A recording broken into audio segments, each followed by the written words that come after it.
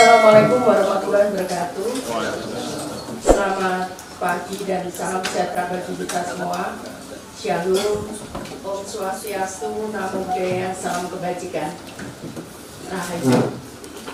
Yang saya hormati Bapak Ibu sekalian, dari LAN, dari Ombudsman, dari Satgasus, dan dari KPK, dan dari teman-teman udah dari LAN, sudah saya sebutkan, dari pemerintah daerah semuanya se-Indonesia yang saat ini mengikuti kegiatan pada hari ini, dan rekan-rekan Kementerian Sosial serta rekan-rekan media yang saya hormati.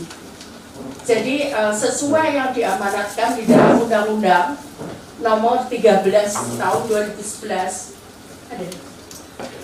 tentang fakir miskin, diamanatkan bahwa usulan penerima bantuan sosial itu diusulkan,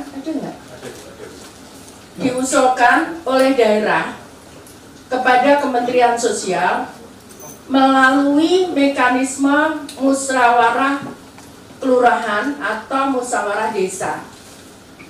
Untuk proses musyawarah desa dan musyawarah kelurahan itu bisa dicantumkan, karena mohon maaf Bapak Ibu sekalian, para kepala dinas sosial dan daerah yang saat ini mendengar, kenapa saya harus menyampaikan ini, karena kadang usulannya, mohon maaf, ada laporan ke kami bahwa itu yang diusulkan orang-orang terdekatnya si A.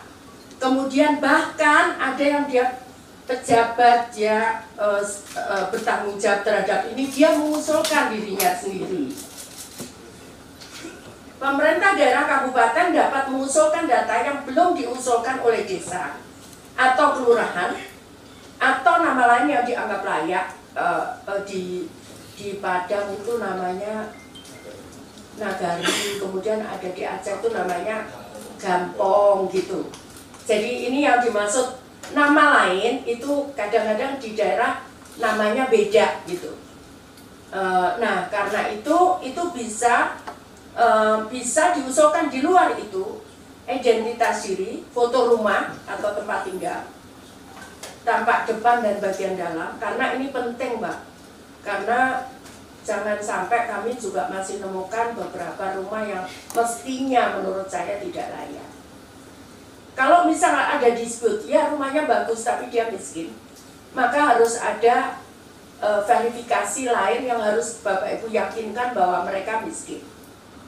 Tapi kalau nggak ada, kami tetap menilai. Contohnya misalkan, saat itu kami pernah dikomplain, ini orang ini kaya, tapi kita lihat tuh rumahnya jelek.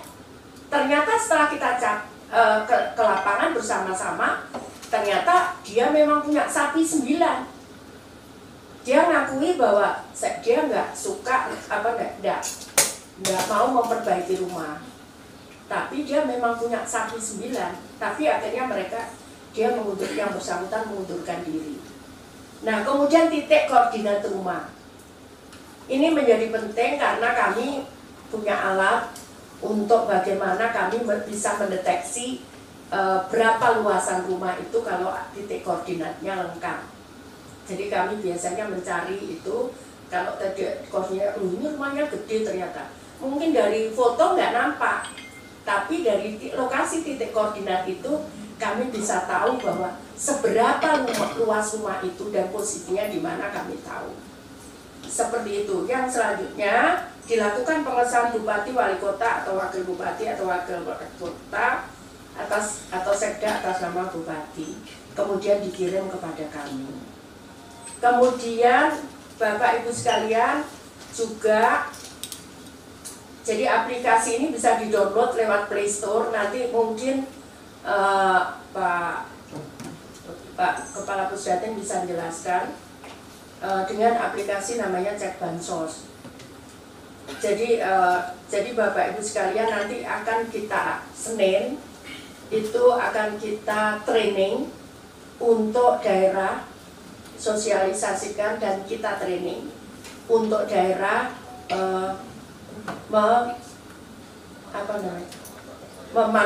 bagaimana memanfaatkan aplikasi ini. Jadi sekali lagi ini semua akan tahu sebetulnya nama si A misalkan di penerima bansos ini usulan siapa. Kalau Bapak Ibu sekalian tidak ingin misalkan, oh ya Risma ini sudah nggak layak, maka Bapak Ibu sekalian juga bisa mengusulkan itu menjadi tidak layak. Tapi kalau misalkan mau ini layak gitu, Bapak Ibu juga bisa mengusulkan itu layak untuk menerima itu. Seperti itu. Jadi kira-kira seperti itu teman-teman di daerah. Saya berharap nanti, jadi sekali lagi teman-teman daerah yang sekarang masih datanya dimasukkan oleh para pendamping kami, PKH, TKSK, dan pendamping lainnya, ada Peksos, ada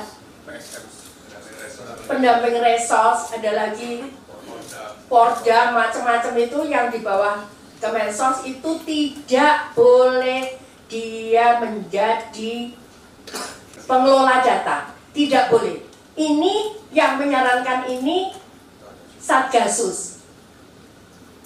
Jadi Satgasus itu yang menyarankan seluruh instrumen dari Kemensos tidak boleh menjadi pengolah data. Jadi ini data ini otomatis. Seperti saya pun saya tidak tahu karena data itu dari Bapak Ibu mengusulkan masuk ke datanya Pusdatin dan ini sudah kita akan ISO-kan untuk proses keamanan ini. Ini kemudian dari Pusdatin langsung ke Ditjen-ditjen yang mengurusi ini tanpa melalui saya.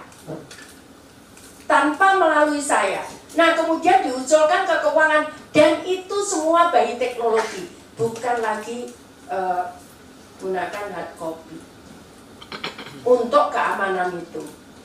Jadi seperti itu kira-kira Bapak Ibu sekalian, teman-teman dari daerah, mohon dimaklumi karena sekali lagi ya kalau kita kemarin naik kelas 1, kita pengen kan naik kelas 2 supaya lebih baik lagi. Nanti ke depan kita pengen naik kelas 3, asal itu sesuai dengan aturan dan peraturan yang ditetapkan. Jadi peraturan Kemensos 73 2024 tentang aplikasi ini itu juga saran masukan dari beberapa tadi yang saya sampaikan, KPK, BPKP, Satgasus dan Ombudsman kepada kami. Seperti itu kira-kira Bapak Ibu sekalian yang ingin saya sampaikan. Jadi kami sudah, ini yang menjadi terusan beban saat saya membaca undang-undang ini. Jadi sekarang sudah clear. Menurut saya tidak ada, kalau kita bisa mendownload foto-foto ini juga paling di desa itu cuma berapa, paling geserannya nggak sampai 10-20 tiap bulan geserannya. Misalkan meninggal mau diusulkan ahli warisnya, itu kan paling yang meninggal berapa dari sekian penerima itu. Artinya tidak berat untuk menggunakan aplikasi ini melalui mobile apps. Jadi tidak berat menurut saya. Seperti itu kira-kira.